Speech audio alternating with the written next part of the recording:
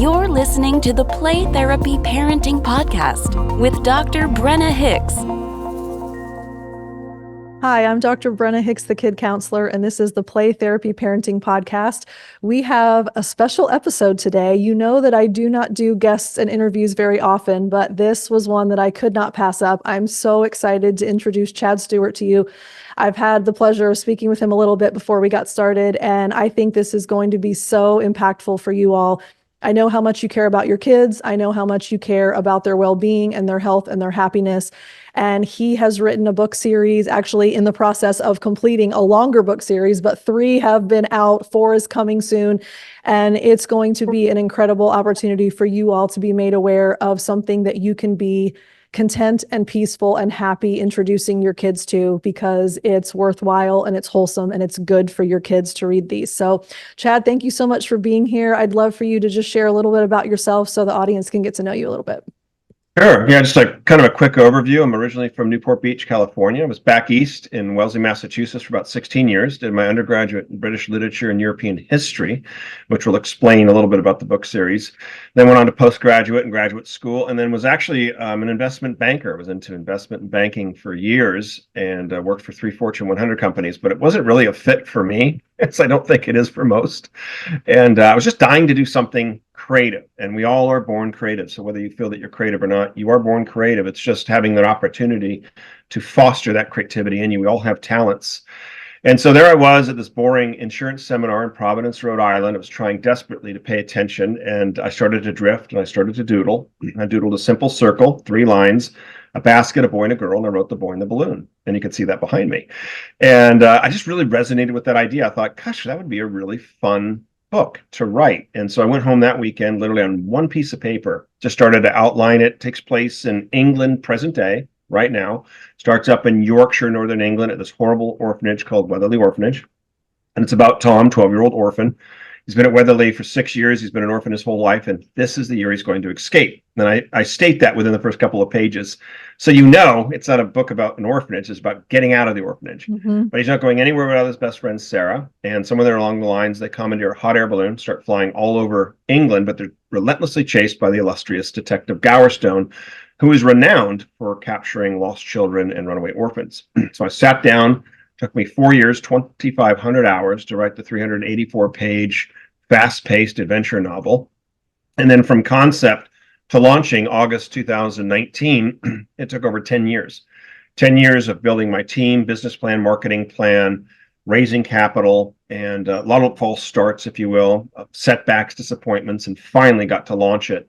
And it was always our plan, or my plan at least, is to do a school tours. And so I literally launched a massive national school tour. I drove 9,000 miles, visited 23 states, presented over 200 schools in front of more than 40 to 50,000 students. And it was everything from private to public to Christian to Catholic, homeschool, charter, you name it, 50 student classrooms to 400 student auditoriums, 4th through 8. And it was very dynamic and very powerful, incredible. And I learned a lot, and it was very successful. And I think what's made this series so successful is, number one, it's based in reality. It's based in current time. We don't use any of the heightened fiction that pretty much is saturating the market, which we'll talk about later, such as witchcraft, demigods, superheroes, vampires. All this stuff does 3 things. Disconnects kids from reality. Number 2, it makes them feel less than they are, right? If I just had magical powers. And number 3, it's quite unnerving and even demonic in many ways, and not the most healthiest type of material for kids to be reading. And so we sort of saw Britfield as replacing this and even elevating literature. What's great is as children are reading it, as adults are reading it, they're learning about geography, art, architecture, history, and culture. It's based on family, friendship, loyalty, courage, hope, and faith. And we hit the 4 C's in every book: critical thinking, communication, collaboration, and creativity. And so our youngest readers 7, oldest readers 93, and 55% of our reading audience are adults. And so it's a 7-book series. In July of 2021, we launched book 2, Britfield and the Rise of the Lion. Now Tom and Sarah are 13 years old, so they grow 1 age in every book. And that takes place in France. It's 474 pages. We launched book 3, Britfield and the Return of the Prince, which takes place in Italy. We launched that in September of 2022, 575 pages, and we're getting ready to launch, which is right behind me. Let's see, I'll go that way.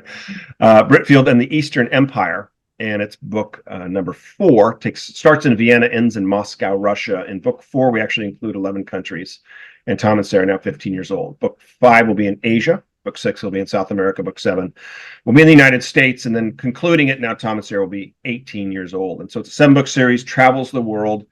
And as children are reading it, we like to call it stealth education because they're learning about all these different places, real history, real architecture, culture, art, literature. And we're also including a lot of current events because it just goes along with the narrative. And so they're fast-paced action adventures. We're now moving from development to pre-production, the first of 7 major motion pictures. So it'll be a live-action Britfield movie. It's always been about the movie from day one. That's a finished third draft polished script. And following up with my producer today, hopefully we'll be filming in England next spring or summer. And we're looking at a major launch date of November 2026. And then we also transitioned Britfield Lost Crown Book 1 into a 90-minute theatrical play specifically for elementary and middle schools and even high schools. And we can talk a little bit more about that. So that's kind of a quick overview. It's actually, the books are designed to be taught in the classroom. And so we're already in thousands of schools across the nation, which is incredible. And we have an 83-page study guide based on academic standards. Wow. Gosh, I don't even know where to begin. That's so exciting. So one of the questions I get asked all the time is, do I sleep? And I feel like I need to ask you that question too a little bit. But, I think truly this is something that I tell my audience and my coaching participants and all the time. When you find something that you love and you're passionate about it, and you know that it's making a difference, and you know that it's impacting the community and the world, there is something that just fuels you, and it just ignites something inside of you, and you don't feel like you're drained. You don't feel like you're burned out. You don't feel like you're overworked because you just see things unfolding and you know how meaningful it is. So I can sense that in you. I can hear how excited you are about it and how passionate you are about it. And I think that that is what we're meant to do. When we find that, Sure. and then we can impact people, that's such a special thing to be able to have that interaction with not only our local community, but then globally as well. Sure. Interesting too, because you mentioned about talking about, my background and writing this series. And it's like, I never wanted to be an author, which is interesting. I was actually writing nonfiction books kind of in the business world. But I never thought, I want to write the great American novel, or I want to write children's novels. Are you kidding me? I did get my background in writing when I was 18 years old for like 20 years in writing movie scripts, which is quite interesting. So that was kind of my writing outlet and my focus. And I think that's what's made the books so engaging, so interesting. I mean, so much of the feedback we get from our reading audience, which is global. I mean, everything from Britain to Germany to Canada to Australia to New Zealand to South Africa, if you can imagine, to Brazil, is that they feel like they're in it. And number 2, it feels like a movie. And that wasn't my intention when I sat down to start writing book 1, but I had all that training. And so subconsciously, it was like the 3-act structure. You start on the action, you end on the action, economy of words, keep the story moving. If it doesn't need to be there, don't include it. Tight descriptions, tight dialogue, and plot points. And so that's kind of what that's always been the foundation of this book series. Oh, that's so incredible. And I often look back over the course of my life, and there's a phrase that someone told me a long time ago, that often what we're doing in any given moment is God's perfect preparation for a future that we can't see. And I think about that so often, that all of these things that I did that seemed kind of disconnected, or it didn't really flow with where I was going in my profession or whatever, I look back and I say, but I learned that, or I needed that, or I went through that experience because it influenced what I'm doing now. And it sounds like your background in the movie script writing industry now all of a sudden has influenced your writing of books. So that's such a cool story.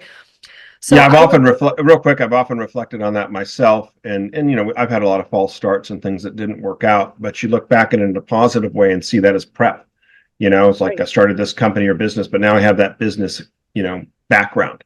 I was writing scripts, which is perfect for the transition of the novels. And then obviously when we did the first script, the first movie script, that was easy, and even my transition, I mean, that was tough in the sense of taking 384 pages and getting it into a 90-minute 2-act play specifically for middle schools. But my training, I did it myself. It took a long time, but I did it myself. And who better to do it if you have the ability? And so it really made me cut down on what are the most important scenes, what dialogue has to be in there. And that was actually the foundation for the movie script, because with the movie script, now you have the luxury of adding 50 or 60 pages. So let's bring back what else we want to. So Sure. Oh, that's so exciting. All right. So we heard a little bit about the books and all of the other things you have going on. And for my audience, I want you all to know, because I know you trust me. My son has read the first 3 novels. He actually knew I was getting on this call. So Chad, you haven't heard this story yet, but I'm out on the dock with him this morning. We're feeding the birds and the turtles. And he says, so when you get on your call, can you tell him to send me a signed copy of the new book? Oh. So I'm just letting you know that was a request that my son gave. But honestly, it has been such an incredible thing for me to see. He reads and reads and reads. He consumes. He'll leave the library with a stack of 25 books because that's the cap. Love it. And that's the cap. Sorry, not 26. Yeah, I mean, like, you cannot take more than 25.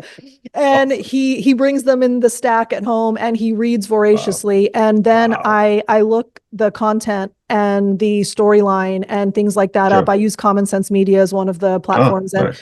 And so then I'm reading what's in them and I'm like, okay, sorry, you're not reading that book. Okay, sorry, you're not reading that book. Okay, that. And I'm constantly filtering. And even really, really popular authors that I think started with, like Rick Riordan, for example, he loved the Percy Jackson series and he consumed that. But now there have been some partnerships with new authors. And so it's Rick Riordan with someone else. And there's been just a huge change in the content of the books. And so he loves that author, but I won't let him read a lot of those newer books. Sure. And so and good for you. I'm constantly fearful or concerned or cautious about what he's digesting and what he's consuming in the way of reading books. And so when I found your series, I bought all 3 in one pack. It was a Christmas present for him. He had never heard of the series. And I said, I've read about this. You will love it. I think this is going to be your new favorite series.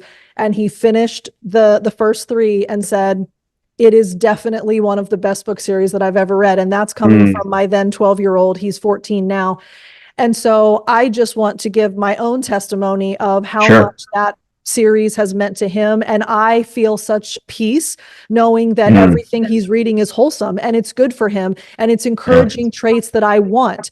And you spoke earlier about some of the things that are in a lot of the fiction books for youth and kids right now, and that the fantasy and the magic and all of that, it makes kids feel less than. From a therapeutic perspective, one of the things that I see a lot is there's actual self versus ideal self. And I've talked to my audience about this a lot, because when you have an ideal self that gets so far away from your actual self and you bridge the gap, you have an identity crisis. And then you start to struggle with anxiety and with power and control needs and a lack of an emotional vocabulary. Because if your ideal is, I want to be strong like a superhero, I want to have powers like a wizard, I want to whatever, and those are unattainable. So if your ideal becomes something that you will never be, it forces you to say, there's something wrong with me and I'm not good enough.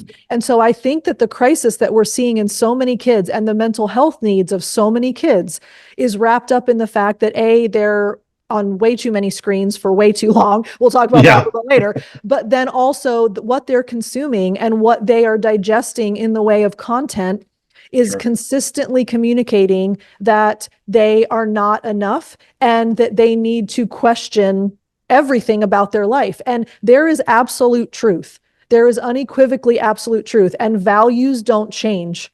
So when we teach those kinds of things to kids, I think that it sets them up to be their happiest, healthiest selves. And that's why I love this series so much, because it's cultivating those characteristics in the readers. Yeah, and you asked me before about the themes, which I mentioned earlier, and if someone would ask me, what's the main theme? And I'm like, these are books traveling all over the world. It's kind of, there was one comment that said C.S. Lewis, it's a combination of C.S. Lewis and Dan Brown.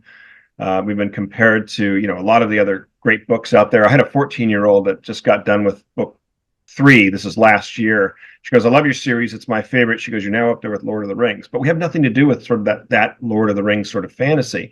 But the number one theme is family. And that's what runs through my entire book series. It's that sense of family, the desire for family. And again, as I mentioned before, it's not necessarily always by blood or birth, but by the people that become part of your family.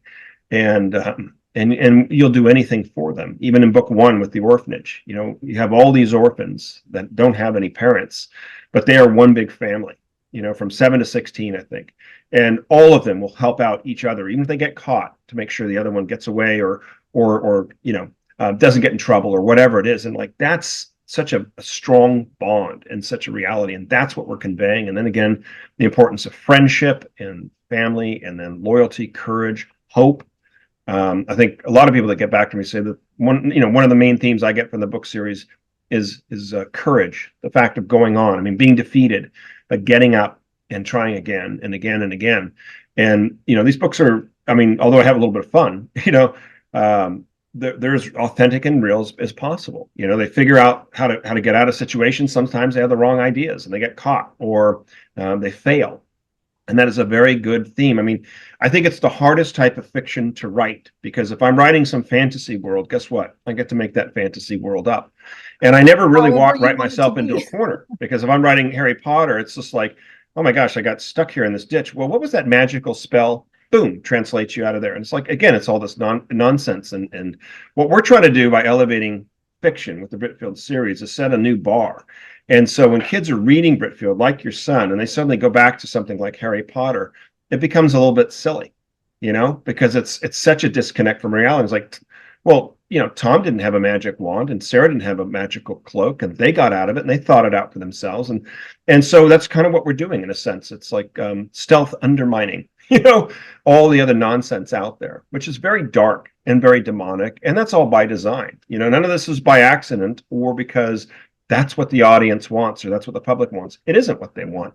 But when you own 96% of all media, 6 companies, what do you think you're going to get? So a monopoly of whatever they want to push as an agenda. Yeah. Yep. There you go.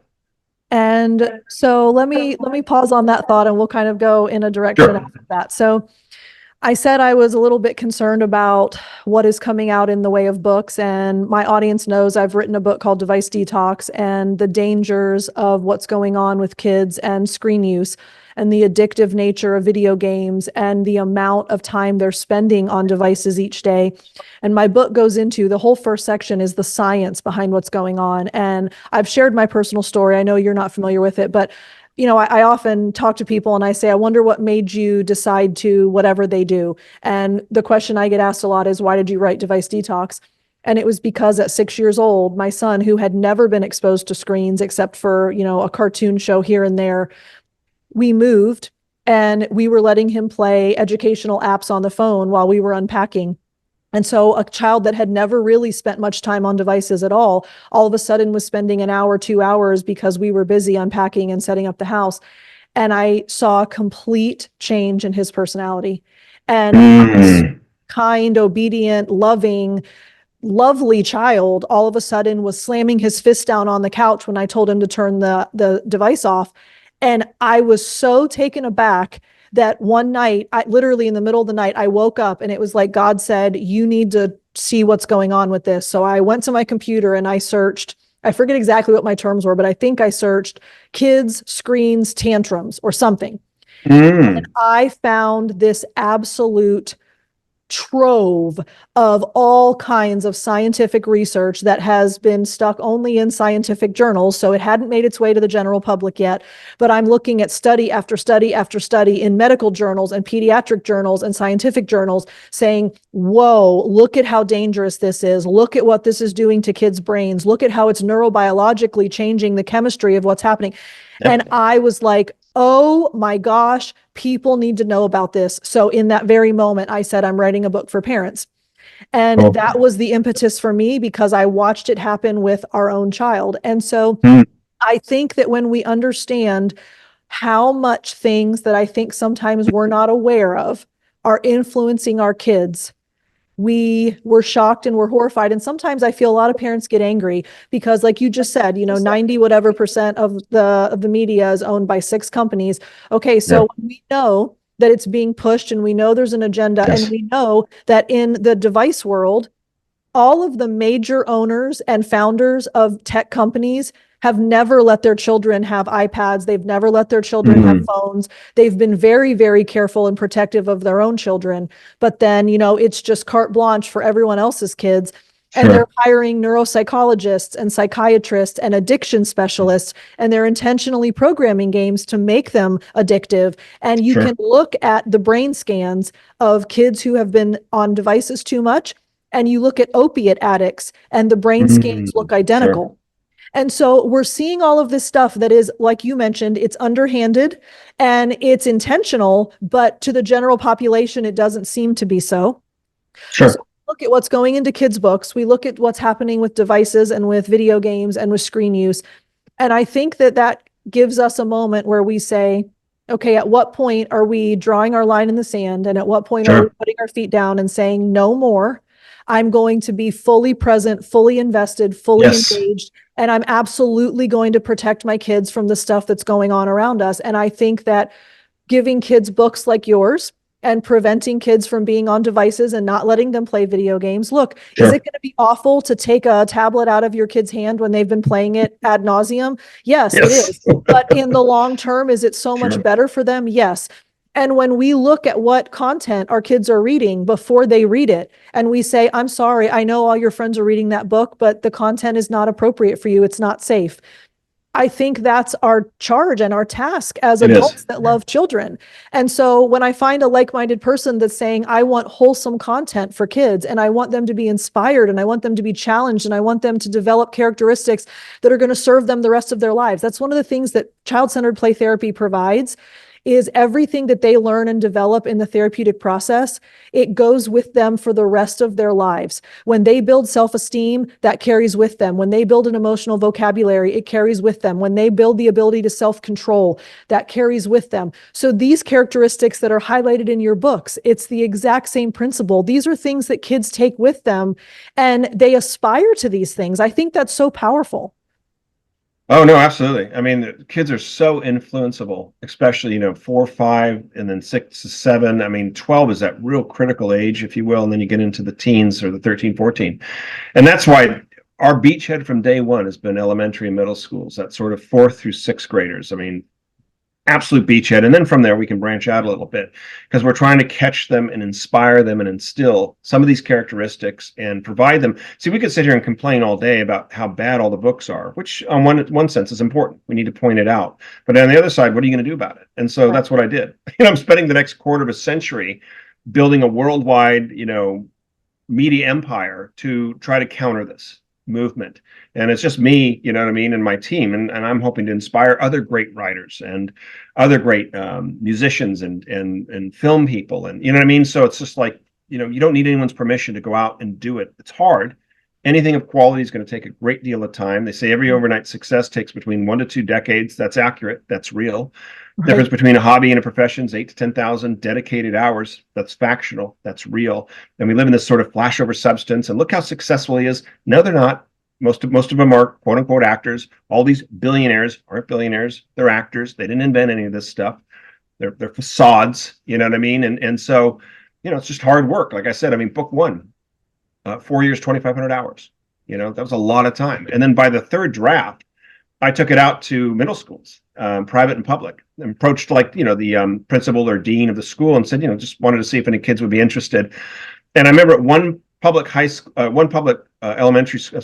middle school, we had 30 manuscripts and we had something like 150 volunteers, kids that were willing to read a 400-page book in 3 weeks because they were so hungry to do something cool, exciting, extracurricular, and creative.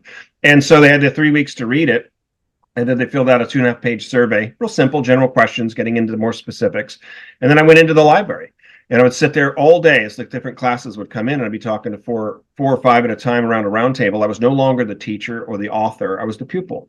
And I was sitting there listening to 11, 12 years old, giving them value because they have great value, treating them like equals. What'd you think of it? What didn't you like about it? If you could change anything, what would it be? And I was just sitting there taking notes and notes and notes and notes. So I just wanted to kind of go into a little bit of the background of like the research that's gone into this, the hard work that's gone into this, but the connection with the kids in my audience, So. And to be honest with you, I think that one of the things that we miss as adults more often than not is that kids are humans, but there are Yeah. not many adults. So Yeah. there's this really fine line between giving them the respect and the inherent value and the inherent worth. And they have thoughts and feelings and opinions just like we do, but Absolutely. they're not many adults. And so we can't expect them to operate like adults. They don't even have abstract reasoning until 13. Sure. So we have this balancing act that we're doing where we're trying to make sure that they feel that we can come to their level and truly care. And one of the concepts that I talk about a lot with parents is our goal is to convey the be with attitudes to kids. And those are 5 principles that we kind of live by in the child-centered world, which are I'm here, I hear you, I understand, I care, and I delight in you. And so when we talk through these things, I'm always saying if we can express those things to kids, it gives them a sense of belonging and mattering and having influence, and that people care about what they think about things. So to hear Yes. that story, that was so meaningful to me, because I think that sometimes we're easy to dismiss or brush off or just kind of cast aside and say, okay, well, you're 6. But the reality is a 6-year-old has everything that we do. They just sometimes don't know how to articulate it. And Sure. and it's really honoring the fact that age appropriate, developmentally appropriate interaction is meaningful. And then when you take that and you use it to influence what you're creating, you know that you have your finger on the pulse of the kids that are going to be reading your books. And you don't get that Yes. without sitting there and hearing from them. Yeah, absolutely. It was a great quote. I was going to share it real quick. It says, treat people as if they were what they ought to be, and you help them to become what they are capable of becoming. That's Goethe, famous German philosopher. But I just love that. If I treat you as I see you're capable of becoming, I help you become it. Instead of treating them like, oh, you're just a 12-year-old. What do you know? I never treat them like that. Or you're just a 10-year-old. What do you know? Kids are amazing, so creative, and they're so candid. Yeah. And that's what I found. And I remember, I was doing these presentations, and I mean, 40 minutes into my presentation in an auditorium of 4th through 8th graders of 400, you could hear a pin drop because I wasn't there trying to peddle something. And kids have that detection, if you will. If you're Oh my sitting there trying gosh, to sell something, 100%. right? Yes. You're full of crap, or you're trying to sell something, or you're lying. They detect it, and it's just like there was no wrestling, there was no talking, and I had a very fun, dynamic, PowerPoint presentation. We'd watch a trailer from Star Wars. We'd had some clips from Toy Story because we're talking about creativity, we're talking about writing, we're talking about storytelling. But then I get into the Q&A section, and it's just like all these hands were going up, and I'm just going around the room, and I'm like, hey, that's a fantastic question. I didn't even thought of that. Really just encouraging. And often, at the beginning when there's no hands, because there's always that first hand, I say, those that are smart are the ones that ask questions. And I'm like, I'm 45 years old or 50 years old, and I'm asking questions all the time because I want to learn. And it's just really cool. And some of my best questions came from 4th graders. You know what I mean? Just really, there was one that she said, does the antagonist have to be human in a story? And I thought, oh, that's freaking brilliant. That is, wow.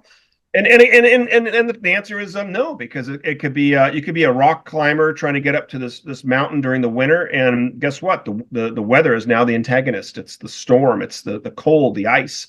But I mean, just a great question from a 4th grader, Right. and so when you were telling me your son read the book, that has value. You'd sit there and said, I read the series, really liked it. I'd say, oh, that's great, I'm glad.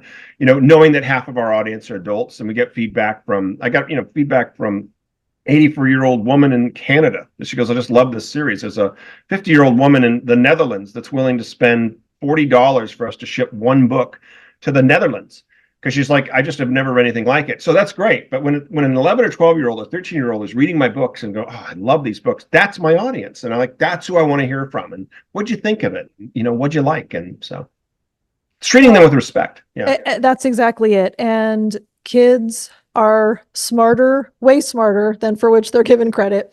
And they have so much more insight, so much more perspective, and they're usually brutally honest. And I really value hearing from them, because I think that we learn a lot when we recognize that. And your quote that you shared, I've actually shared that quote in some of my coaching programs before, because there's this idea in the therapy world of self-actualization, which essentially says every human is working to become a better version of themselves. And the child-centered play therapy process is predicated on the idea that kids know their struggles, they know their issues.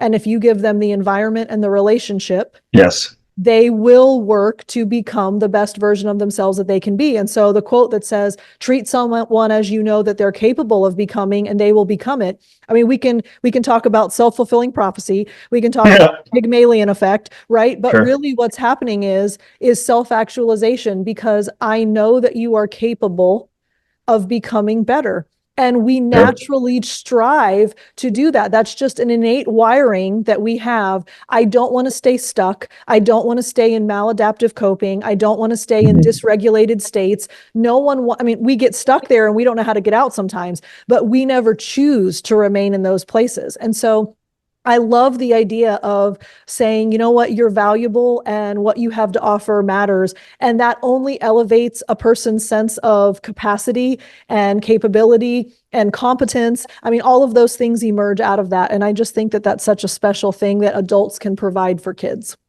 Agreed. Here's another one of my favorite quotes, if you don't mind. It's from Emerson. This is probably one of my favorite. He says, in everyone there is something wherein I may learn, and in that I am his pupil. And I just love that. Meaning, it doesn't matter who they are. It could be 60-year-old person, 50-year-old person, plumber, doctor, 11-year-old kid. In everyone, there is something to learn. And in that, I am their pupil. And it's a very humbling thing. And it's so because there's always something to learn from somebody. So anyway, but that was very well said and articulated. And it is interesting. Things that struck me from what you're saying is most of the science out there is bunk, as you probably well know. And most of these journals are all bought and paid for, and it's all crap. I mean, every child is born creative. Every child is born with amazing talent. There's a great statistics. If you got a minute, I could go into it. But sure. The only two things that are mostly missing from children is opportunity and environment. That's the only different factor. This whole sort of genetics, most of that's bunk science, and it's a very small percentage. So if I came from parents that were like huge mathematicians and very analytical and stuff, I might have a slight bend towards that area, but if it's not tapped by 7 or 8 or 9 years old, then it becomes irrelevant. So and they want to use all this stuff to make you feel less than you are. And it's like, well, your genetics aren't good. That's all bunk. The SAT, what is it called real quick? The IQ test that was performed, that was invented by Alfred Bernay, creator of the IQ test, intended the test to serve precisely the opposite function. Designed to identify children with special needs so they could get appropriate help. Never intended to identify degrees of intelligence or mental worth. It's bunk. It's bunk. But here's some statistics just to back up what I was saying, and it's really good. But gentleman, and you probably heard this and read it, but it's a gentleman by the name of George Land. He was a researcher and writer hired by the government to create this creativity test because they had abilities and tests for like analytics and all that other stuff. He needed to be able to test people's creativity, ability, brainstorming, thinking outside the box. It was such a successful test that he implemented into the school system because he was curious to see where children were. So he tested 5-year-olds, thousands of 5-year-olds, and 98 out of 100 5-year-olds were testing off the charts. Geniuses. He tested that same group of 5-year-olds at 10, and it went from 98% to 30%. And then he tested them again at 15, and it dropped down to 12%. And so in 1 decade, in 10 years, from 98 to 12%. And most of this was education. He found that schools were teaching creativity out of kids, which is just horrific. But anyway, I didn't want to go on. Well, so I'm actually glad that you are talking about creativity because that's something that I think is really important for us to dive into. And I find it very interesting that you use that study because when I taught courses at the University of South Florida, I was teaching undergraduate students. It was a communication course, so it was a capstone course for many majors. So I had biology majors and psychology majors, and it was kind of across the board, just capstone course to graduate. And I ran kind of my own little pseudo study in the classroom. So I would say, how many of you all can draw? And I would have 2 students raise their hand in a classroom full. And then I'd say, how many of you can dance? And I'd have like one like goofily raise their hand, like, oh, I can do the sprinkler or whatever, Yeah. But then one like legit dancer. And then I would say, how many of you can sing? And I would get 1 or 2 hands raised. And then they kind of looked at me like, what are you asking us these questions for? And I said, if I was talking to a room of kindergartners, how many of them would say they could dance, sing, or draw? Yeah. And it would have been universal, every hand raised in the room, because Sure. at 5 years old, I can do all of those things. It's not a measure of quality, it's a measure of capacity, right? And so I think that your study actually illustrates the same point. So often what happens is we start to discount our abilities. We start to let the ability become less significant because something else replaces it, or we feel that we're inadequate or ill-equipped, or we don't feel as capable as someone else. And so then there's comparison, and then there's shame, and like, oh, I'm never going to do that again because so-and-so is better than me. And I think to speak to that, we have to be the antidote to that. And we have to have resources as parents and adults that love kids. We have to be able to provide opportunities to really rewire that in kids, because at 15, at 50, at 100, you can draw, sing, and Yes. dance. And, Very true. so we look at measures of creativity, and you're saying that schools are potentially like conditioning that out of kids. I think that a lot of things are conditioning a lot of things away from kids. So I Sure. think that the fact that they are on screens all the time, I think they have Sure. no free play. I think they're taking away all unsupervised, just free to be a kid opportunities. We have overscheduled, we have overstimulated, we Gosh, have right. over-tested, we have overschooled, we've exposed them to too many things. I mean, you look at the rushing of the pace of childhood that's going on right now. Sure. It's horrifying if you actually break it down. And so let's dive in a little bit.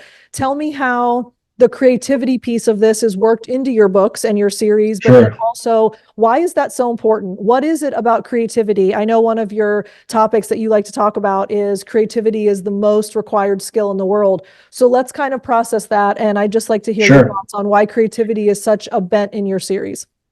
Yeah, and it's funny too, because there's a great TED Talk out there by Sir Ken Robinson. It's 2006, Are Schools Killing Creativity? 18 minutes. It's brilliant. And it's the most popular TED Talk in the history of the TED Talks, from someone you probably have never heard of. And he just knocks it out of the park. But he did a follow-up TED Talk. It was so funny because we talked about a little bit of what you're saying, like with this push of kids and trying to get them into these private schools and the best of the best. And it's like, here's the board looking at the kid, and he's like, he's 5 years old, and he's like, this is it. That's all he's got. It's like at 5 years old, this is all he's done at 5. So he's been alive 1,700 days, but it's not good enough. Yeah, and this is it. But like, what do you expect out of a 5-year-old? Like, so, but no, creativity has always been our goal is with the Britfield series, and really our whole launch into the educational system nationally and globally is to bring creativity back to the classroom, because it is the number one most important skill set in the world. It's not just me saying it; it's all the research is out there, all backed up by major journals and major research. It's actually creativity, communication, and storytelling are the 3 most important skills. And isn't that interesting? Storytelling. And I did my own research. I'm actually getting my doctorate degree too. So in advanced studies and things like that. So I've had to do my own reports. Actually, even wrote and got it published, a case study, business case study. But anyway, so it's the most important skill set in the world. So what we're doing is we're bringing it into these books because we're creating real circumstances, like book 1, Britfield Lost Crown in England, and book 2, and they're always faced with these different issues or problems and I love book 4 because it's like there's so much collaboration. I've got this third character, Hunter. I don't want to give anything away. I introduce him in book 3, but he's just so amazing, and it's like the dynamics between all 3 of them as they're sort of plotting or planning. Like I said, right behind me, that's the cover for book 4, Britfield and the Eastern Empire. And they're actually that's the Hermitage outside the window, and there's plans on the desk, and they're actually trying to figure out a way to break in because they're trying to steal back a Britfield artifact that belongs to Tom, that was taken by the Romanov family, decades ago. But it's this whole thing of going back and like, will that work? And well, that won't work. And we tried that and this and that. But it's just it's teaching kids like debate. It's teaching them to question and collaborate and to communicate.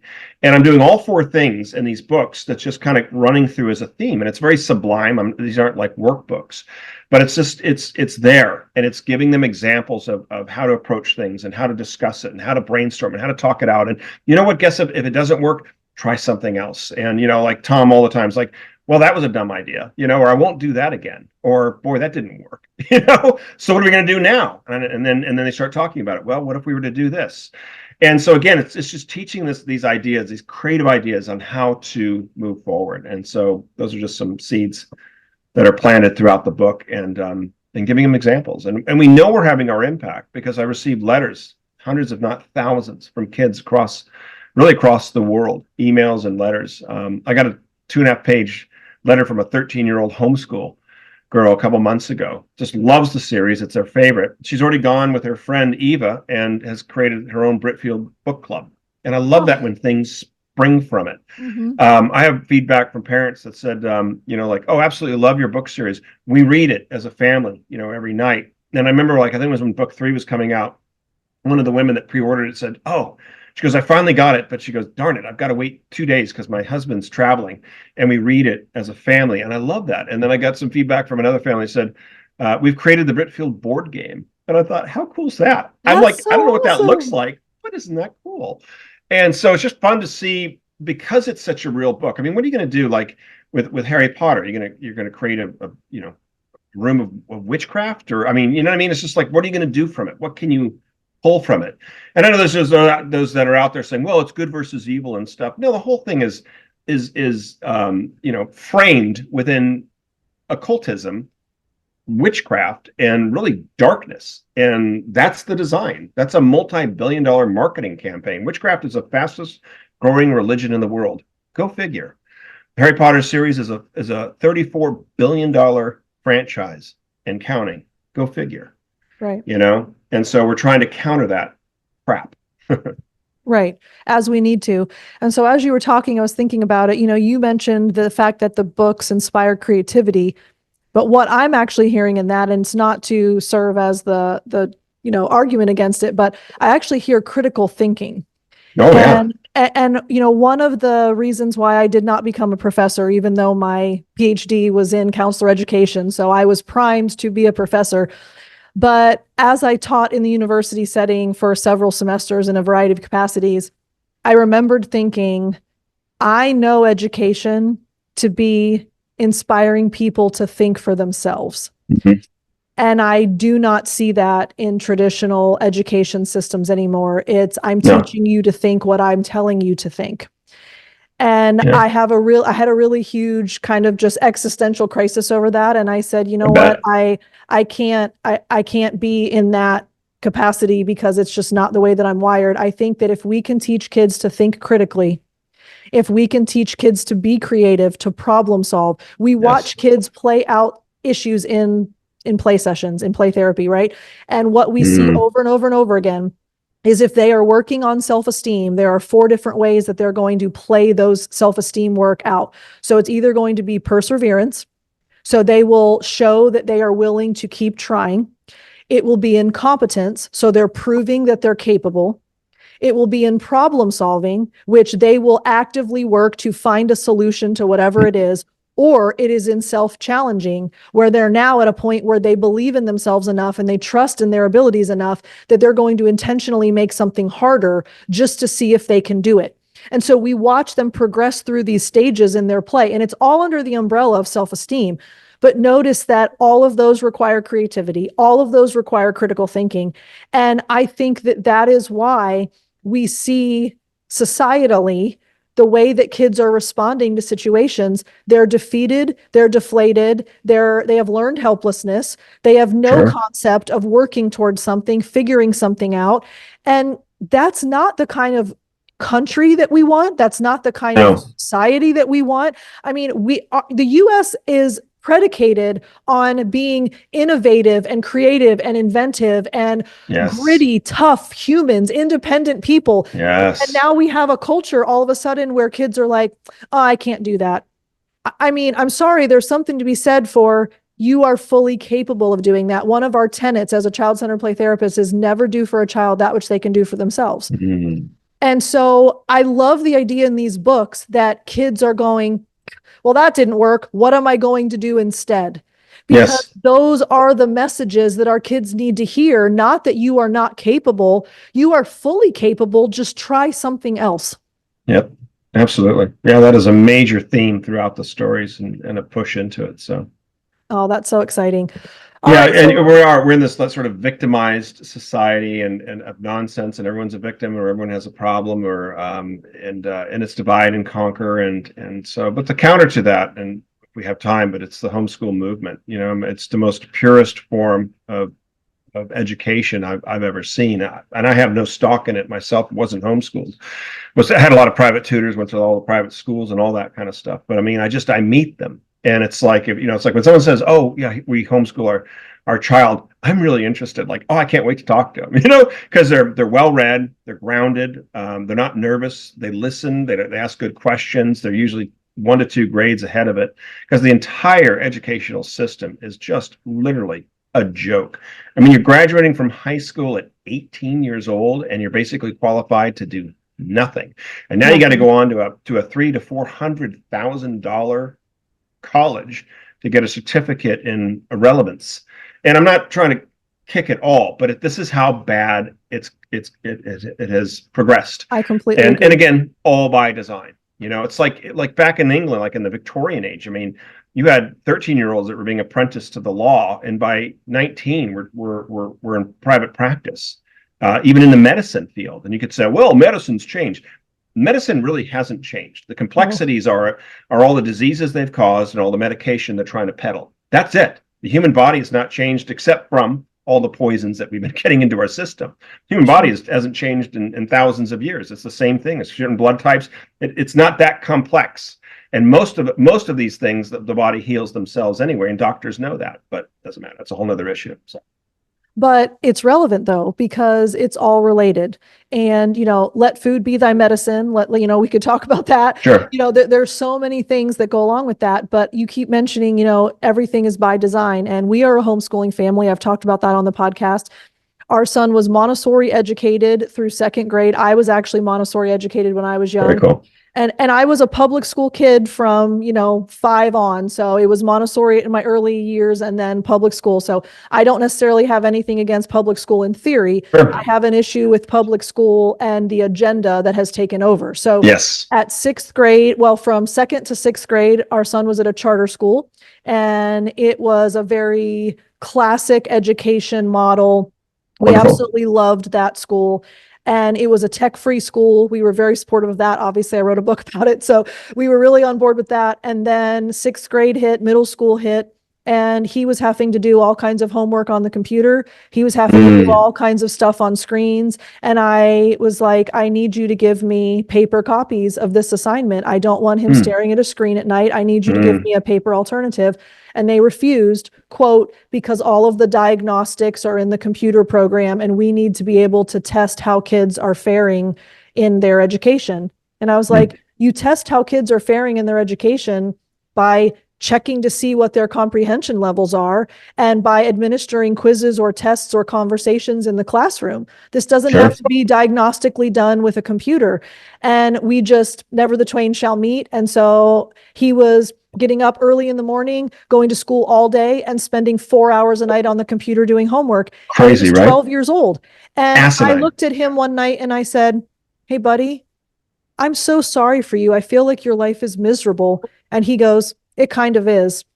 And I was just like, no more. We're never, ever putting him through this again. So that night, my husband and I looked at each other and we were like, can we homeschool? It was like this crazy thing. And we were like, can we do this? Are we crazy? Are we equipped? Do we know what we're doing? No to all of the above. But we met with lots of homeschooling families in our church, and we were given some tips and strategies and like, hey, you can do this. Really, they just encouraged us. Like, yes, you can do this. Just dive in. So he finished that semester, and halfway through 6th grade, we pulled him out, and we've been a homeschooling family ever since. It is absolutely the best decision we've ever made. Our son agrees. We agree as a family. Our neighbor down the street started homeschooling with him. So, I mean, it has just been an absolutely amazing journey for us. And I agree with you. Homeschooling children are a different level of kids. They are all the things that you described. You can sense their peace, their lack of stress, their calm, their regulation, their critical thinking. They are more well-read. They are more articulate.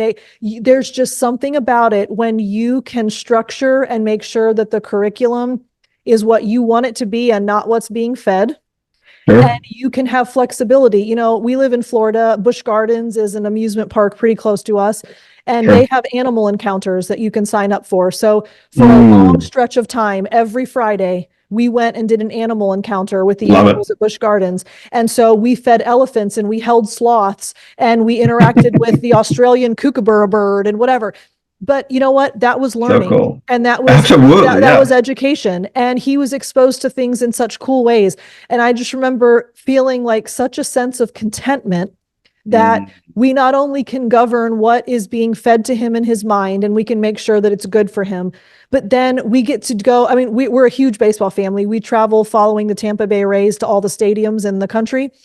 So we're about halfway done. I think we're at 13 or 14 stadiums at this point where we've watched the Rays play. That's cool. And every time we take a trip, we find something to do locally. And Perfect. we're like, Yeah. this was educational. This was informative. This was Absolutely. part of schooling, you know?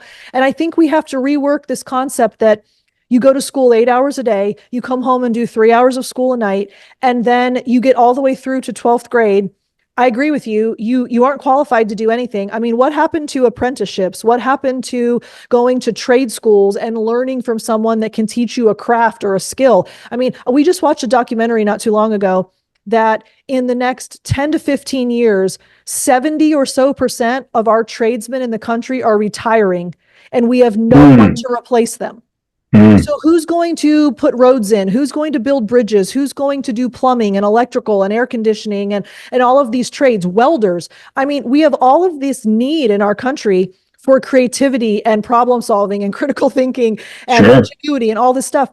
And no one's learning how to do any of it. And so we have these kids graduating high school. They're programmed to go then to college. And you're absolutely right. 6 figures of student loans they walk away with.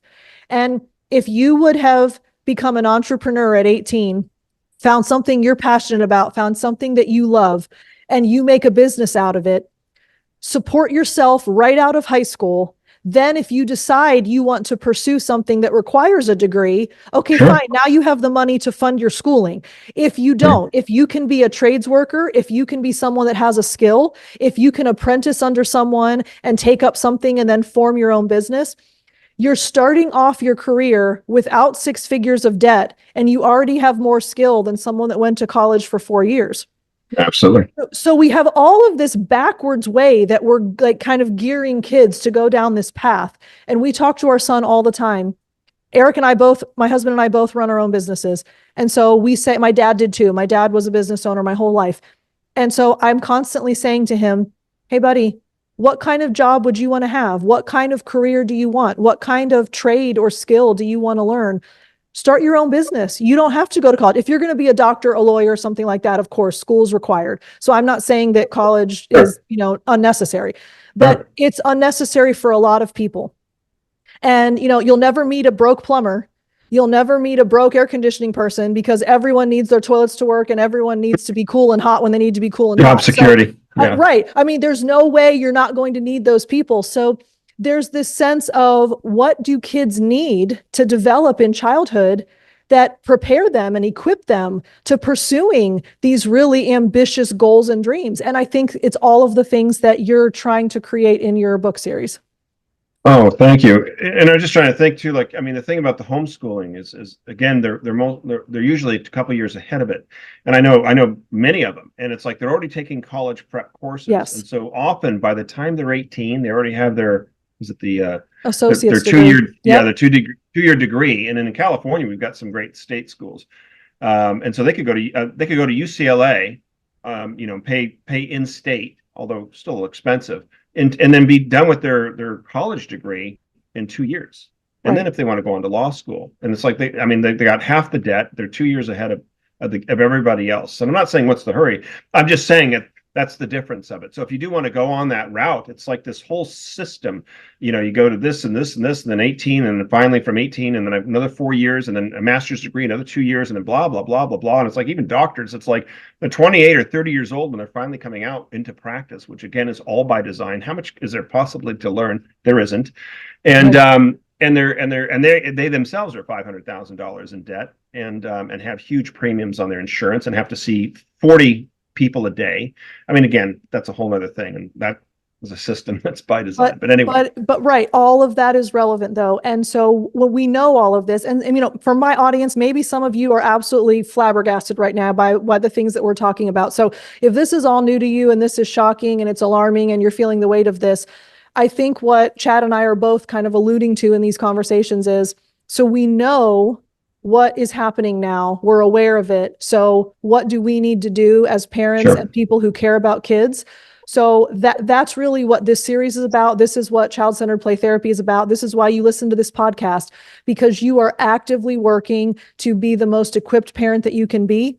And these are things that you can use as resources. And I think that that's really powerful, because sometimes we don't know what we don't know. So once we're made aware of something, then we say, okay, now I'm going to take action. And I think that governing what our kids are exposed to, governing their education, governing what they're reading, governing their video game use, all of that is relevant to the future of this generation of kids. And I think that's something we have to be so intentional about. And really this is one of the things that I share with my parents a lot of my people at my center. I say, when your child is 25 and someone asks them, hey, what was your childhood like? What do you remember about when you were little? What do you remember your mom and dad said to you, did with you? Like, just share stories from when you were little. What do you want them to say? That's something that I think should govern every minute of our interaction with kids. Do we want them to say, man, they didn't let me do certain things, but it was always to keep me safe? Or, man, I wasn't allowed to have the freedom that a lot of my friends did, but I'm so thankful for that because it shielded me and protected me from so much. And I'm so much better off because my parents were so invested and so bought in and so engaged.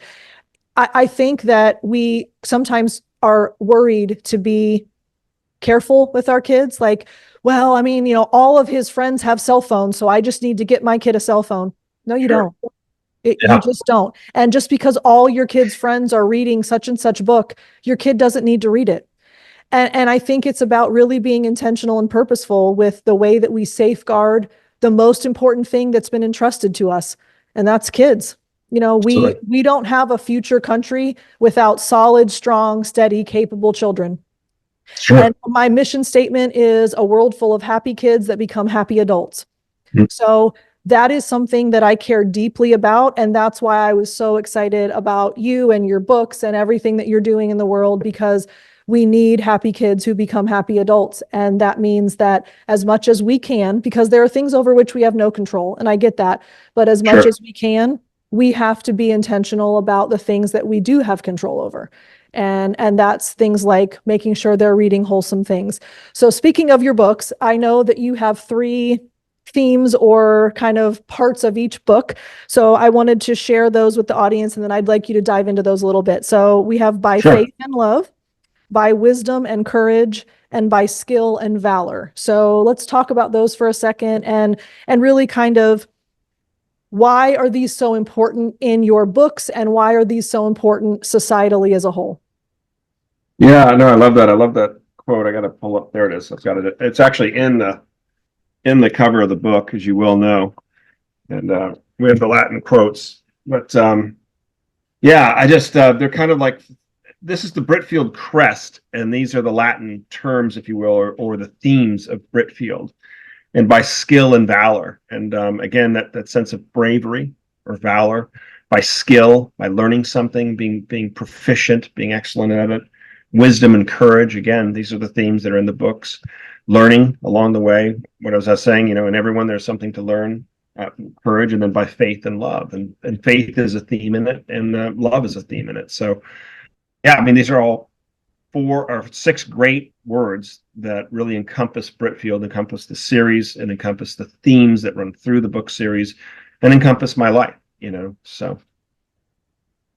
And let's briefly talk through, and in an email exchange with you, I shared that I feel like there's a little bit of a renaissance or a turning toward values and principles that really were, I think, foundational in the development of this country, but I think in recent decades have been less present, less visible, less taught, less stressed, whatever.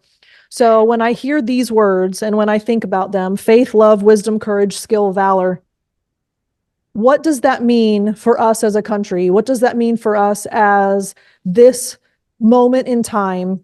Why are those skills that are themes in the books so necessary and needed right now for us? Yeah, I think wisdom, number one, doing your own research, learning. So if I'm talking to adults, it's like, please do not listen or watch anything on the mainstream media that is literally propaganda central USA, all bought and paid for, all crap, all nonsense, all false statistics. Wisdom, do your own research, read, investigate, don't take anyone's word for it, dig deeper. Think critically. think critically. And that is absolutely your responsibility, especially as an adult or as a parent. So that idea of wisdom, and wisdom is something that you continually grow with. I'm always learning. I'm always growing. I'm always asking questions. I love to learn. I love to find someone that knows more than I do or is an expert in a certain field, and I just field them with questions. I love that. I'm always learning. I'll never be done learning. So that sense of wisdom and that drive towards wisdom and knowledge, that's what they're trying to kill or take out of the kids in the school systems. Get them to not think critically. Everything is towards the test. The whole test, the SAT test, is bunk. It was designed by a gentleman for the military, and after 5 years, he shelved it because it failed. Guess what? They picked it up as their watermark. It tests nothing. It's irrelevant. They call it a shadow curriculum, and the only ones that are profiting from it are the corporations that make billions of dollars from these tests. Fact. Do your own research.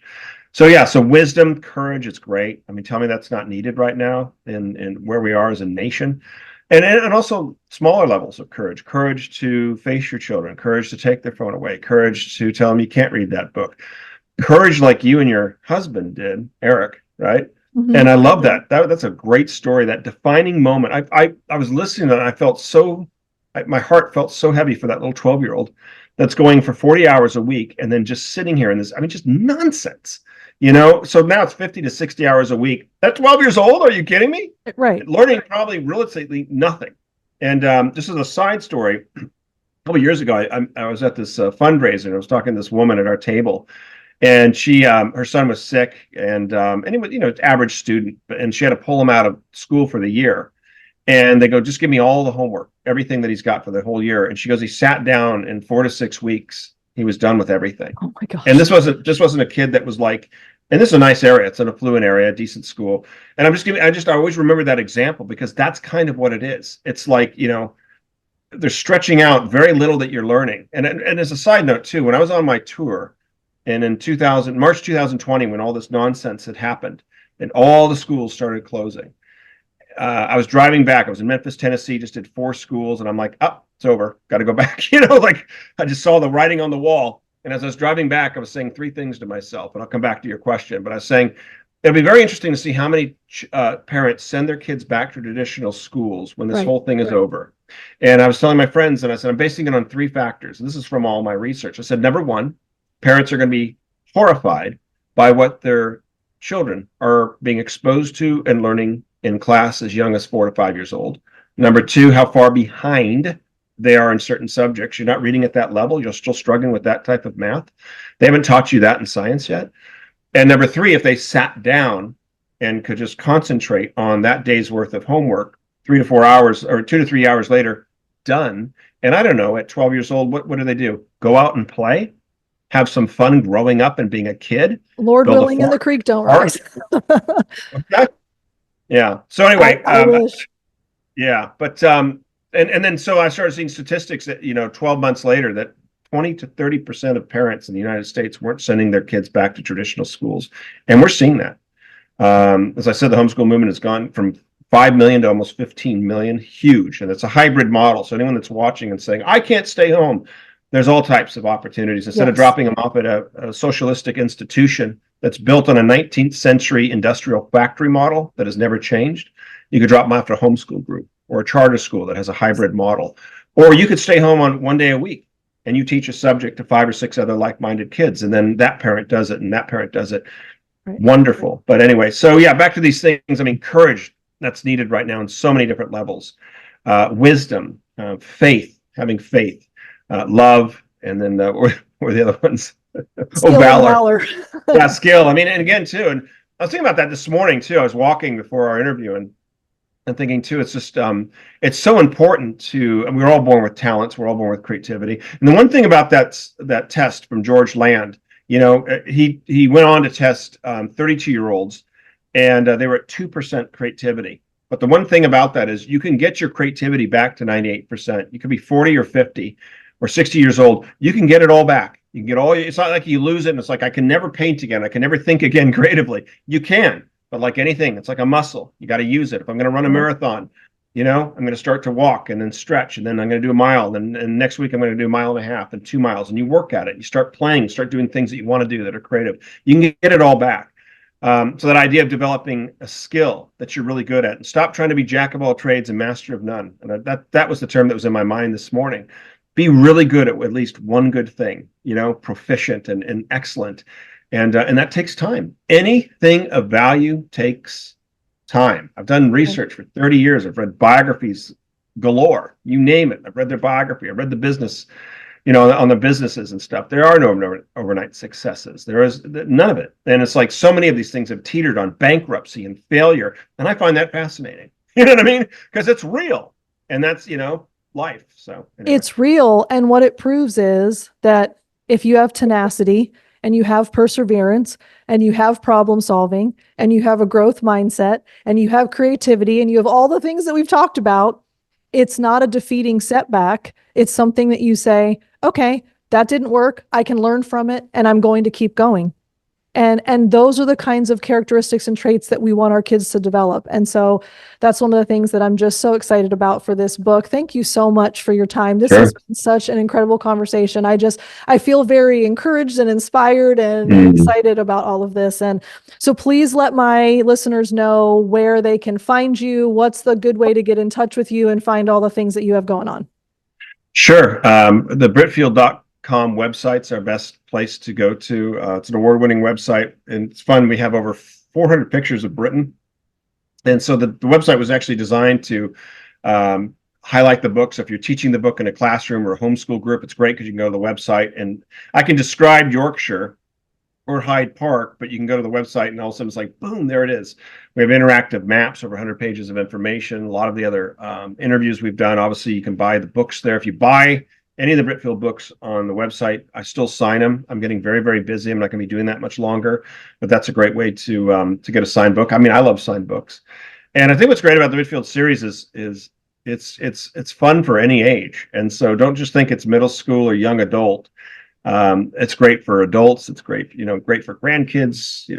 Your kids, students, you name it. It's designed that way to be a very fun, exciting story. I was doing an interview yesterday and talking about the wonderment of childhood. And that's kind of what I'm trying to bring back to the Britfield series, not this heaviness of this dark force of evil and magic, out there here. Like, I remember sitting across one of those round tables when I was doing a review of one of my books, and they were telling me, and I didn't even know about it. They were telling me about the Hunger Games. And I'm like, oh my gosh. I'm like, that's actually on the market. Kids killing kids for food. This is what someone wrote. This is what's out there. That's just awful, And so I'm just trying to bring back that fun and splendor and wonderment of childhood. And it's not couched in touchy-feely cotton candy. It's intense. Book 2, ask your son about book 2, Britfield and Rise of the Lion. It's pretty intense in book 3. It's real. But it's fun and it's exciting. And I take those beats of learning and walking into a museum and seeing a gorgeous work of art or a beautiful architecture or the Eiffel Tower, having lunch at the Ritz Hotel in Paris. I mean, just cool stuff, just fun stuff. And it's neat too, because I've had a lot of parents that have gotten back to me and said, thanks to your book series, it's like we just got back from England and spent 10 days, or just got back from France or Italy, and we visited some of the sites that are in your book. And I'm not saying every parent has that ability, not at all. And in so many ways, what I'm doing with these books is I'm just taking you on trips to these countries and letting you experience at least, one way or the other. So anyway. And isn't that, let's close on this, because I think this is kind of just the nice bow for this whole conversation. Isn't that the beauty of literature, that when you, in any moment of your life, at any age, with any financial status, with any opportunity in front of you, you can read something and it transports you to a different place and a different time and a storyline that just transforms your reality for that moment. And you don't even necessarily ever have to go to that place, but No. you're able to go on a journey because of what you read. And I think that's the beauty of well-written stories. I think that is why we love to read, because you get to go to places that you might not be able to go in real life. Sure. And there's something special about what that creates. I kind of have a rule that if I've read the book, I will not watch the movie. And I do that because the book is always so much better, because my imagination and where I go with that story is always better than what someone conceived for the movie. And so, like, if I watch the movie first, I might read the book, but I will never do it in reverse order, because I feel like I have this idea in my head of what happened. And then when it's on the screen, I'm like, no, that's not how I thought it was supposed to be. Yeah, I know. And it kind of like is a little bit of a deflation for me, because our imagination and our creativity soars when we're immersed in this story and we're envisioning things and we're closing our eyes and we're picturing moments and we're, reading descriptions and kind of seeing what that would look like. That is, to me, the most amazing piece of reading and why literature is so important. So, absolutely. Wow. Thank you so much for this interview. Thanks for your time. Thank you for what you're creating. I hope that you feel so satisfied and proud of your vision and your goal, and to see it happening. You are doing what kids need. You're providing resources for families.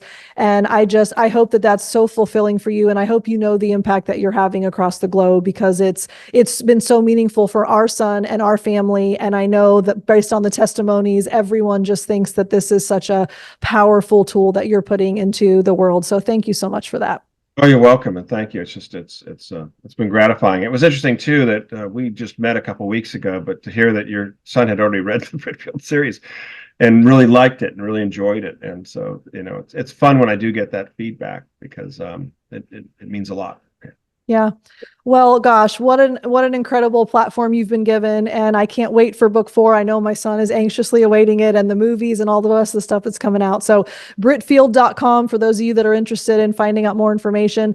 Christmas is coming up. Order your kids the 4 books that have been released. By next month, the 4th book is available. So please get your kids books and let them start on this journey. And, think about what we've talked about today. If some of these things challenged you, if some of these confused you, take time to dive in and do your research, critically think about what we've talked about today. That's what our country needs. And that's what this podcast is all about. It's about equipping you to make the best decisions for yourselves and your family and your kids. So Chad, thanks again. It was great to have you. And for my audience, we'll talk again soon. Bye.